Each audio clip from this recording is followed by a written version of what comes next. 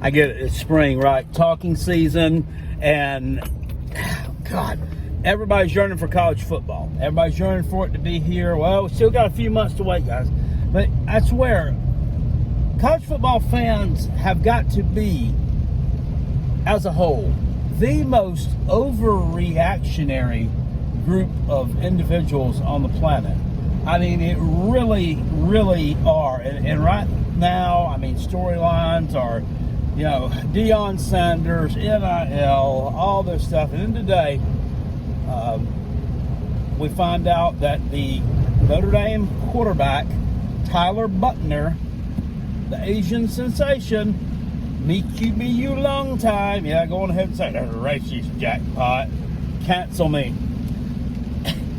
His transfer portal the other day puts himself on the don't contact me list or whatever, and everybody said, well, he's going to go to Alabama to play for his former OC, Tommy Rees from Notre Dame. And sure enough, he does.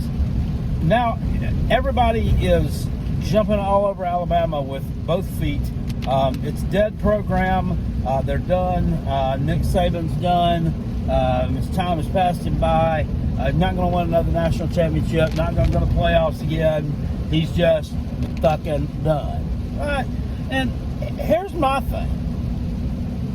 I don't understand why everybody wants them to fail so bad. I don't have a dog in the hunt as a Gamecock fan. I don't have a dog in the hunt. And a lot of people, especially the damn Clemson fans, are really the Coots wear Alabama colors on Saturday after October because your team's out of everything. You're not going to make a bowl game.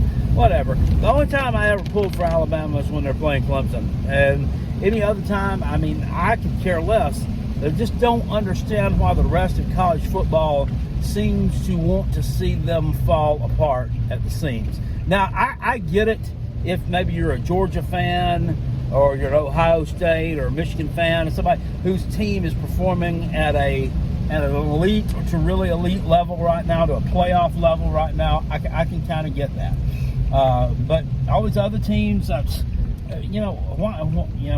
Why do you want to see Alabama fail so bad? I mean, it's not like your team is going to take their place. Like, I'm talking to the Tennessee fans. I'm talking to the USC Junior out on the West Coast fans. I'm talking to, the Penn State people. Talking to, basically anybody who wasn't in those few that I mentioned right there. The Clemson fan.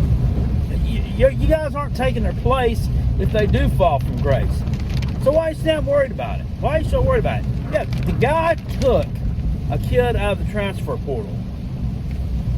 Tyler Buckner, and normally when I watch an Uncle Lou video, I normally agree with most of his points, but today I watched this one and it was kind of like, you're railing on this kid saying he's terrible. Well, he may be terrible, but you got a really small sample size from him to see.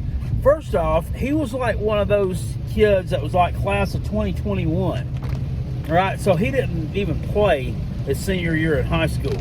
So you don't have that to go on. Who knows what he'd been able to done there. He could have perfected his craft a little more and became a little bit better of a quarterback if he played this season. Someone who only played 3 years of high school ball, still pretty damn impressive. Didn't have the best of years in 2021 in a limited role.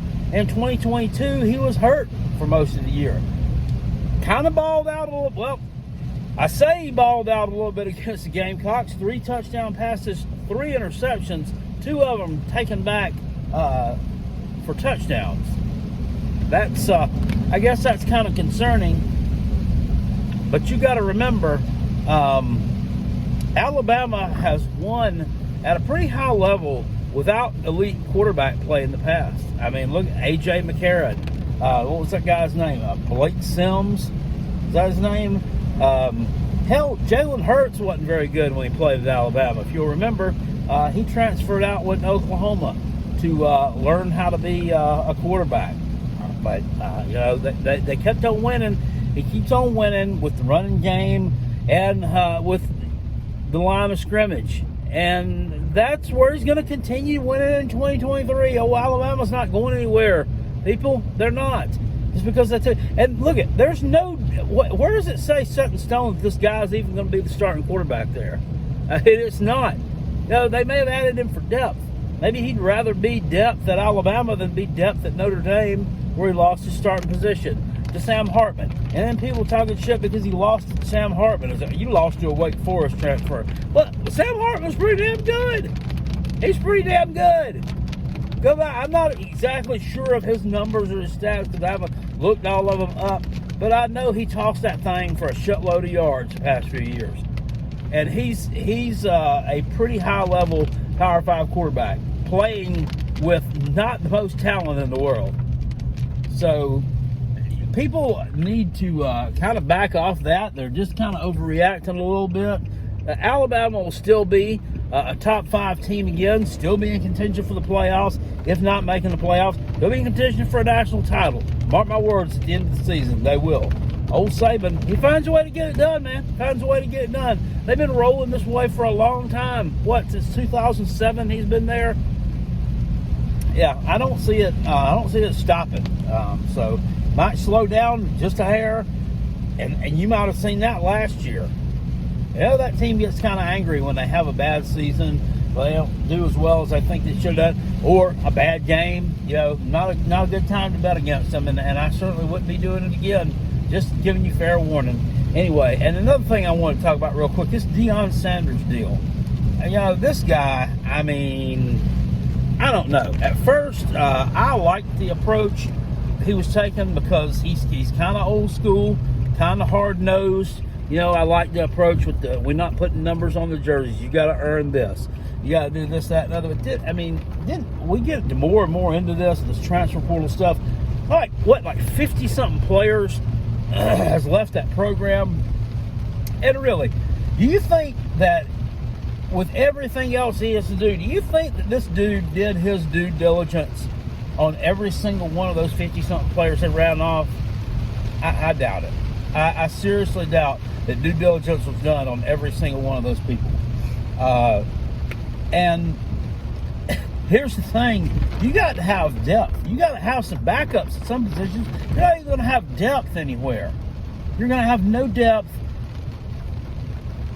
At the end of the day, I know that you've got the transfer portal now, and you can take advantage of this to help build a roster, to help fill in holes.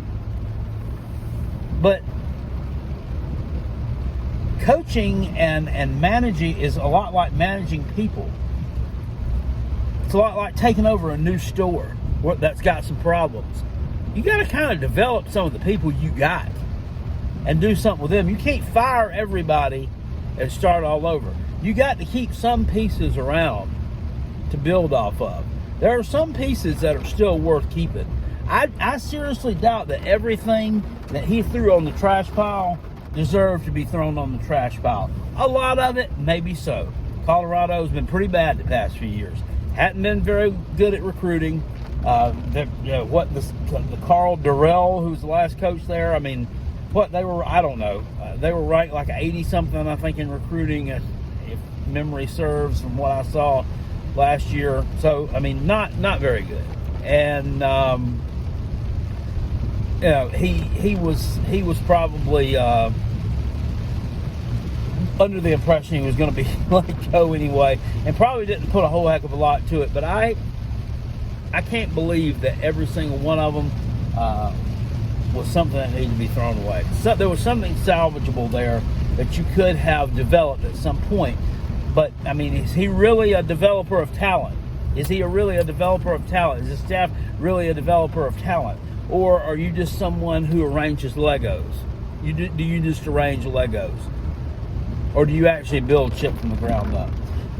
South Carolina, 0-11 back in 1999. 0-11. Went 1-10 in 1998.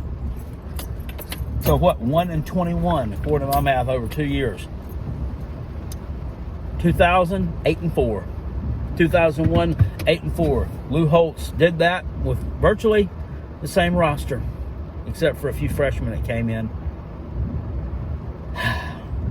There aren't a lot of Lou Holtzes around anymore to do those kind of things, huh? No.